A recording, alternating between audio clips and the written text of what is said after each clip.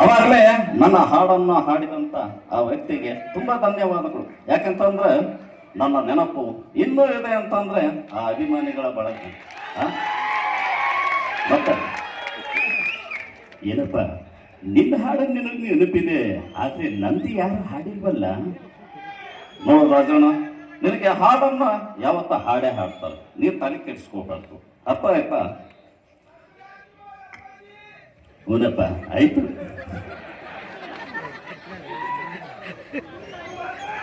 ನಮಸ್ಕಾರ ಕಣ್ಣ ಎಲ್ಲರಿಗೂ. ಎಲ್ಲರೂ ಚೆನ್ನಾಗಿದ್ರೆ ತಾನೆ?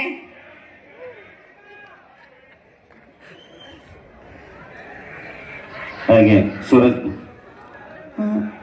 ನನಗೆ ಚೆನ್ನಾಗಿ ಗೊತ್ತಾಗ್ತಾ ಇದೆ, ಆದರೆ ಇಂಥ ಕಾರ್ಯಕ್ರಮಕ್ಕೆ ನಾನು ಬಂದಿರೋದು ನನ್ನ ಪುಣ್ಯ.